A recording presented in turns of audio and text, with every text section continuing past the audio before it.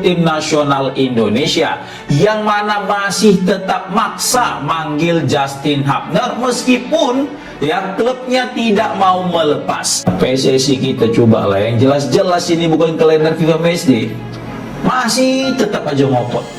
Padahal udah ditolak kemarin. Orang Fortuna Sittard udah ngomong, sorry ya nggak bisa, ini kami mau pramusim ke Prancis nih, dan senakkan nggak kami lepas. Itu kan sebenarnya kalau kita udah punya malu, kita udah berhenti di situ gitu. Kalau punya malu.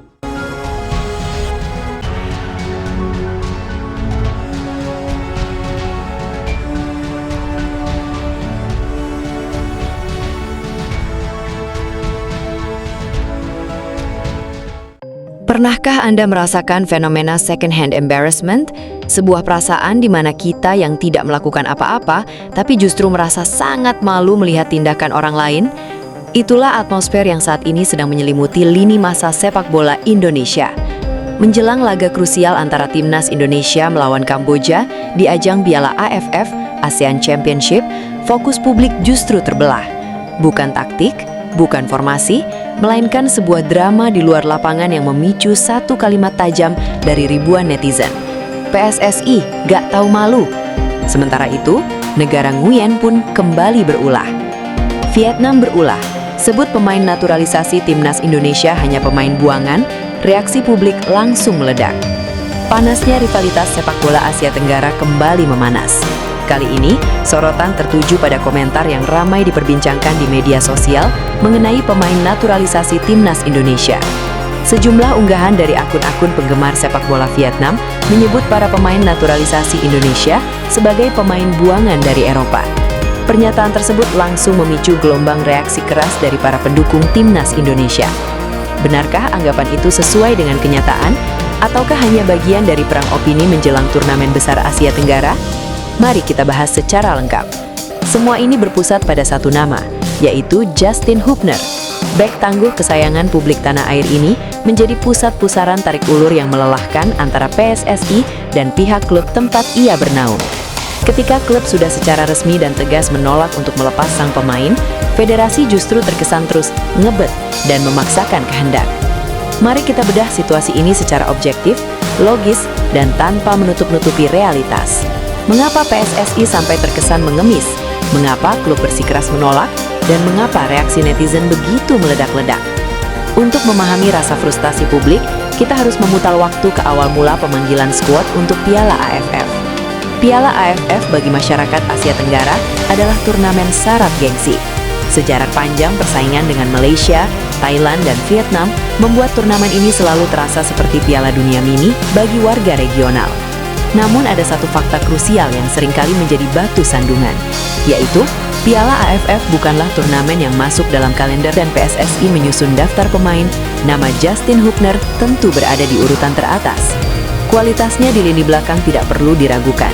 Ia adalah tembok kokoh yang membawa warna baru bagi pertahanan Garuda. PSSI pun mengirimkan surat pemanggilan resmi kepada klub Justin. Balasan dari klub sangat bisa ditebak dan sangat profesional. Mereka menolak. Alasan penolakan ini bukan karena mereka benci Indonesia atau ingin menghalangi karir Justin. Alasannya murni karena kompetisi domestik mereka sedang berjalan padat.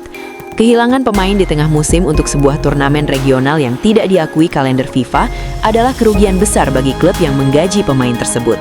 Di titik inilah letak percikannya.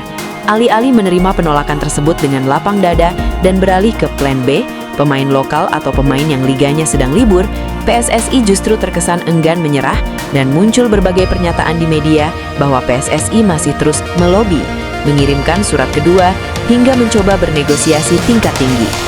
Bagi klub profesional di luar negeri, tindakan terus mendesak setelah ada penolakan resmi dianggap sebagai bentuk ketidakprofesionalan. Dan bagi supporter di tanah air, tindakan ini melahirkan rasa canggung dan malu. Banyak pihak yang mungkin bertanya, kenapa klub pelit sekali? Kan ini untuk membela negara. Disinilah kita harus berpijak pada realitas dan aturan sepak bola internasional. Cinta tanah air memang penting, tapi kontrak dan regulasi FIFA adalah hukum tertinggi dalam ekosistem sepak bola. Berikut adalah fakta mutlak yang mendasari penolakan klub. Regulasi pelepasan pemain. Dalam statuta FIFA, klub hanya diwajibkan melepaskan pemainnya ke tim nasional pada jeda internasional resmi, seperti kualifikasi Piala Dunia atau Piala Asia. Status Piala AFF, turnamen ini berstatus non-FIFA Matchday. Artinya, di mata hukum sepak bola dunia, AFF tidak ada bedanya dengan turnamen persahabatan pramusim. Hak mutlak klub. Karena status tersebut, klub memegang hak prerogatif 100%. Tidak ada satupun badan, bahkan FIFA sekalipun, yang bisa menghukum klub jika mereka menolak melepaskan Justin Hubner untuk Piala AFF. Ketika PSSI terus menekan, mereka sebenarnya sedang melawan arus birokrasi yang sudah pakem. Meminta klub melepas pemain di luar kalender FIFA murni mengandalkan kebaikan hati dan kebaikan hati klub tersebut. Ketika kebaikan hati itu tidak diberikan, karena klub juga butuh pemain tersebut, memaksanya hanya akan memperburuk hubungan diplomasi antara federasi dan klub di masa depan. Kita sudah melihat dari sisi aturan klub, tapi agar adil, kita juga harus menyelami pemikiran PSSI. Mengapa PSSI berani mengambil resiko dicap gak tahu malu demi seorang Justin Hubner? 1. Tekanan harga mati juara AFF. Sepanjang sejarah berdirinya Piala AFF, dulu disebut Piala Tiger, timnas Indonesia belum pernah sekalipun mencicipi gelar juara. Kita adalah raja runner-up abadi. Tekanan dari petinggi, sponsor, dan ironisnya sebagian besar supporter yang menginginkan trofi ini sangat masif. Reaksi supporter ini sangat berlapis, memadukan edukasi, rasa malu hingga kekhawatiran. 1. Gelombang second hand embarrassment. Mayoritas reaksi didominasi oleh rasa malu. Kata kunci hashtag gak tahu malu dan hashtag embarrassing seringkali disematkan di kolom komentar akun resmi PSSI. Udah ditolak resmi pakai surat, masih aja ditelepon, masih aja di lobi. PSSI ini kayak cowok ditolak cewek tapi maksa terus. Gak tahu malu, tulis seorang netizen dengan ribuan retweets. Publik menyadari bahwa klub-klub luar negeri memantau berita ini. Mereka malu jika sepak bola Indonesia dianggap tidak paham aturan kalender FIFA. 2. Edukasi berjalan di lini masa. Menariknya, supporter sepak bola saat ini sangat teredukasi. Akun-akun pengamat bola akar rumput berlomba-lomba mengunggah tangkapan layar statuta FIFA. Mereka menjelaskan kepada sesama netizen mengapa klub Justin Hubner 100% benar dan PSSI yang salah langkah. Ini menunjukkan kedewasaan supporter yang lebih membela rasionalitas dan aturan timbang sekedar fanatisme buta terhadap timnas buta. 3. Kekhawatiran karir Justin Hubner. Ini adalah sentimen yang paling menyentuh. Banyak supporter yang sangat menyayangi Justin. Mereka khawatir jika PSSI terus membuat onar dan merepotkan manajemen klub, itu akan berimbas pada nasib Justin di tim. Stop ganggu Justin. Nanti kalau pelatih klubnya kesel gara-gara di-spam PSSI terus, Justin yang dicadangkan. Biarkan dia fokus meniti karir di Eropa. Ketakutan ini sangat berdasar. Manajemen klub di luar negeri sangat tidak menyukai intervensi luar. Jika federasi terus merongrong, pemain bisa dianggap sebagai aset yang bermasalah. 4. Sindiran lawan Kamboja saja kok panik? Lawan yang akan dihadapi adalah Kamboja. Kamboja memang berkembang, tapi di atas kertas Indonesia memiliki kedalaman skuad yang seharusnya cukup untuk mengatasi mereka tanpa harus memaksa memanggil bek utama dari Eropa. Lawan Kamboja di GBK butuh Justin Hubner. Kalau tanpa Justin kita nggak bisa menang lawan Kamboja, mending bubarin aja sistem pembinaan pemain lokal kita. Sindir seorang konten kreator bola ternama. Bab 5. Refleksi dan solusi elegan untuk masa depan. Polemik Justin Hubner jelang laga Kamboja dini seharusnya menjadi tamparan keras, sekaligus bahan introspeksi bagi federasi. Sepak bola modern bukan lagi sekedar perkara semangat juang, melainkan juga tentang manajerial, diplomasi dan penghormatan terhadap kontrak profesional.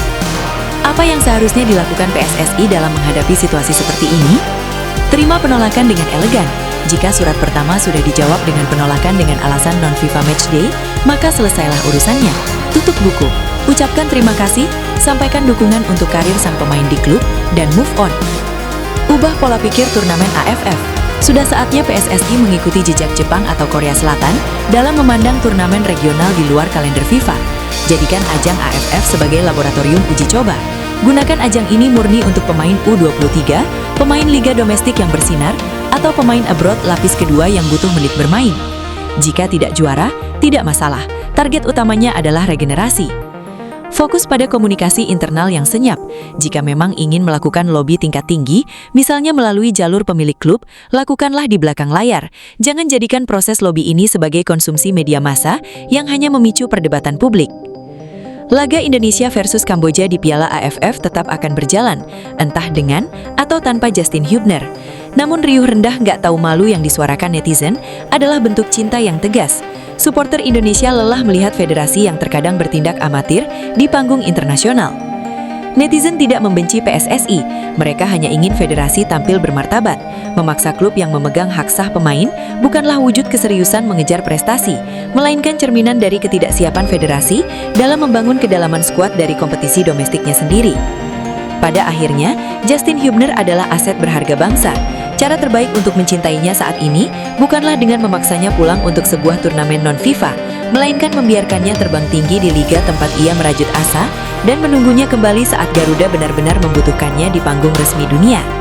Beralih ke Vietnam. Sejak beberapa tahun terakhir, timnas Indonesia memang mengalami perubahan besar. Program naturalisasi yang dijalankan PSSI berhasil menghadirkan banyak pemain keturunan yang memiliki pengalaman bermain di kompetisi Eropa. Kehadiran nama-nama seperti Jay Ides, Calvin Verdonken, Tom Hain, Joey Pelipesi, Dean James hingga Ole Romeni membuat kualitas skuad Garuda meningkat drastis. Indonesia bahkan mampu bersaing dengan negara-negara Asia yang sebelumnya sulit dikalahkan. Prestasi tersebut tentu mengundang perhatian banyak pihak. Namun di balik peningkatan performa itu, muncul berbagai komentar miring dari rival-rival Indonesia. Belakangan ini beberapa unggahan di media sosial Vietnam kembali menjadi sorotan. Dalam unggahan tersebut, terdapat narasi yang menyebut bahwa pemain naturalisasi Indonesia hanyalah pemain yang gagal bersaing di Belanga atau pemain buangan Eropa. Meskipun komentar seperti ini berasal dari media sosial atau opini individu dan tidak bisa dianggap mewakili seluruh masyarakat Vietnam, unggahan tersebut tetap ramai diperbincangkan dan memancing perdebatan. Banyak netizen Indonesia menganggap komentar tersebut sebagai bentuk upaya meremehkan perkembangan timnas Garuda. Tidak sedikit pula yang memilih membalas dengan data dan fakta. Mereka mengingatkan bahwa sebagian besar pemain naturalisasi Indonesia masih aktif bermain di klub-klub profesional Eropa. Beberapa bahkan tampil di liga dengan level kompetitif yang jauh di atas sebagian besar liga di kawasan Asia Tenggara. Fakta inilah yang kemudian menjadi bahan diskusi. Apakah seorang pemain bisa disebut buangan hanya karena memilih membela negara asal keluarganya? Jawabannya tentu tidak sesederhana itu. Dalam sepak bola modern, perpindahan kewarganegaraan merupakan hal yang lumrah. Banyak negara besar melakukannya. Maroko memanfaatkan pemain keturunan yang lahir di Eropa. Aljazair juga melakukan hal serupa.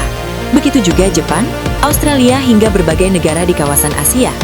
Indonesia bukan negara pertama yang menjalankan strategi tersebut.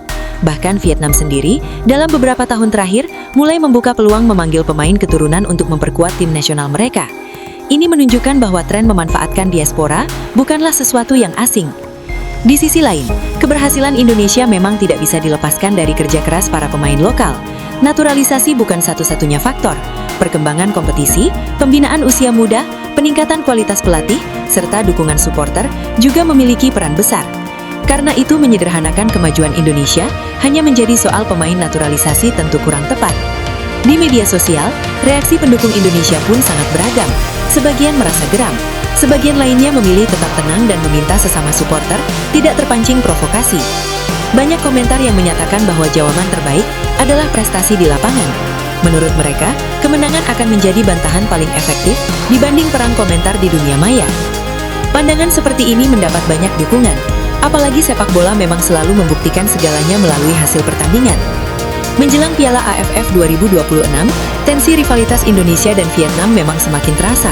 Kedua negara diprediksi kembali menjadi kandidat kuat perebut gelar. Dengan kualitas pemain yang dimiliki masing-masing tim, setiap pertemuan dipastikan berlangsung sengit. Publik tentu berharap persaingan tersebut tetap berada dalam koridor sportivitas. Perang komentar memang menjadi bagian dari atmosfer sepak bola, namun menghormati lawan tetap menjadi nilai penting yang harus dijaga. Pada akhirnya, apakah pemain naturalisasi Indonesia layak disebut pemain buangan? Jika melihat perjalanan karir mereka, banyak yang masih aktif bermain di level profesional, mendapatkan menit bermain, dan memberikan kontribusi bagi klub masing-masing. Karena itu, pelabelan seperti itu lebih tepat dipandang sebagai opini atau provokasi daripada fakta yang dapat dibuktikan. Kini perhatian publik akan tertuju pada performa timnas Indonesia di lapangan. Apabila Garuda mampu tampil konsisten dan meraih hasil positif di Piala AFF 2026, maka segala keraguan akan terjawab dengan sendirinya. Sepak bola selalu memberikan panggung untuk pembuktian, bukan melalui komentar, melainkan melalui aksi selama 90 menit. Bagaimana menurut kalian? Apakah komentar yang menyebut pemain naturalisasi Indonesia sebagai pemain buangan hanyalah bentuk pesaiwar jelang turnamen atau memang merupakan kritik yang beralasan? Tulis pendapat kalian di kolom komentar. Jangan lupa tekan tombol like, subscribe, dan aktifkan lonceng notifikasi agar tidak ketinggalan update terbaru seputar Timnas Indonesia dan sepak bola Asia Tenggara. Sampai jumpa di pembahasan berikutnya.